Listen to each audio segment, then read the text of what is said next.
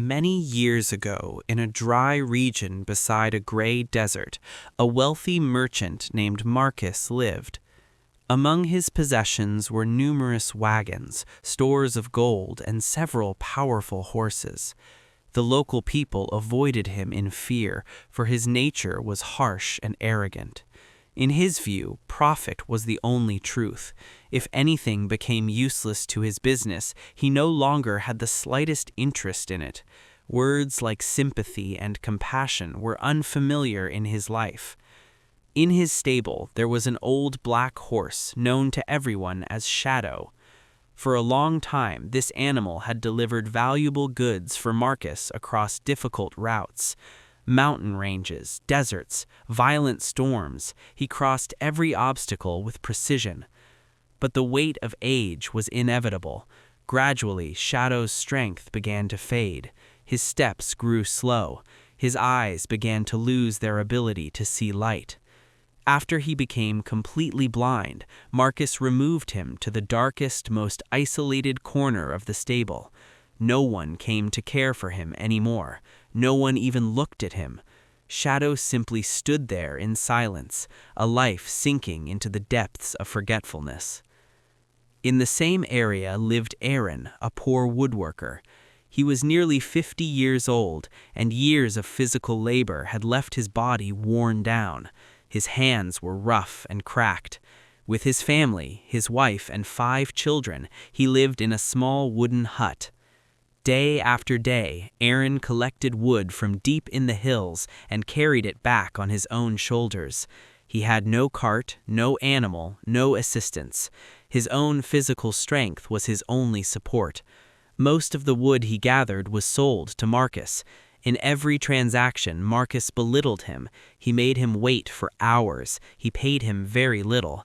He behaved as if Aaron were a worthless object. Aaron did not protest, not out of cowardice, but because the responsibility of feeding his children rested on his shoulders. His love for his family gave him strength. One day, for the first time in his life, Aaron entered Marcus's stable. At first glance, he saw the healthy, strong horses, clean and well fed, but then his attention was drawn to a dark corner. There he saw Shadow. The animal stood motionless, weak, blind, with his head lowered. A deep emotion rose inside Aaron. In the condition of that horse, he saw a reflection of his own life. Both had become exhausted from constant labor. Both had been discarded.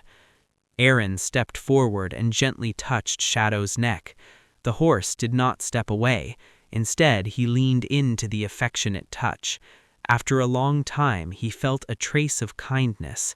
Aaron whispered a few words near his ear, and tears gathered in his eyes. Later, Aaron asked Marcus why such cruel treatment was being given to this animal.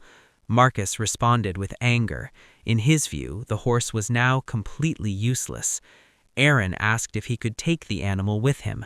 Marcus laughed loudly and mocked him. He refused. That same night, Marcus, overcome with rage, entered the stable. Many years earlier, during a transport journey, Shadow had lost 2 bags filled with gold coins.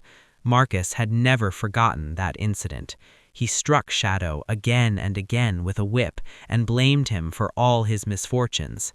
After that, Marcus ordered his workers to carry the horse deep into the desert and leave him there so that he would meet his end. The next morning, Aaron stepped into the desert to gather firewood. As he walked, he heard a faint sound, like the broken cry of a living creature. He immediately ran toward it. When he arrived, he saw Shadow tied with a rope to the trunk of a dead tree. The animal was trembling, dehydrated, and at the edge of death.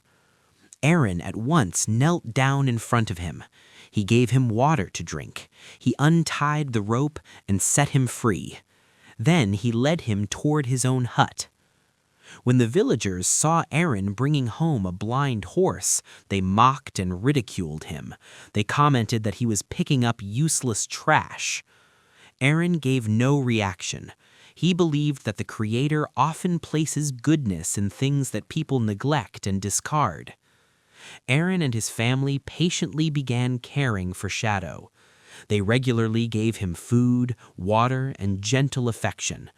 Gradually, the horse's health began to recover. Even though he was blind, Shadow could sense everything.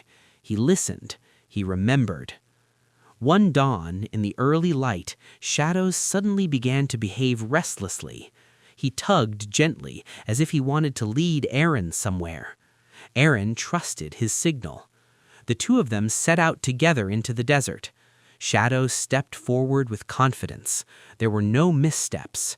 He followed the direction of an ancient path, etched permanently into his memory. Eventually, they reached a rocky area where a stone stood shaped like the head of a bird. Shadow stopped there. He began scraping the ground with his hoof. Aaron started digging at that spot and discovered two old sacks buried beneath the sand. Inside those sacks were gold coins. Aaron took only as much as he could carry. After returning home, he used the treasure very wisely. He bought food supplies. For the first time in many years, his children had enough to eat. But Marcus noticed this change. A seed of suspicion grew in his mind. Greed awakened in his heart once again. Marcus secretly followed Aaron into the desert with one of his servants. When they arrived at the place of the hidden treasure, Marcus confronted Aaron. He shouted loudly. He tried to intimidate him. Greed completely consumed him. Marcus and his servant became involved in a fight with each other over the gold coins. Driven by madness, they began attacking one another. Aaron and Shadow safely left that place. Aaron buried a portion of the gold beneath the soil again and abandoned the location forever. He returned to his home and never became arrogant.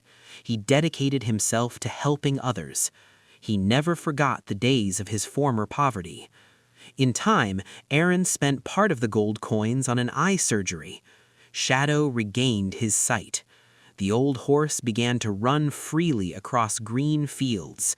He spent the rest of his days in love, peace, and dignity.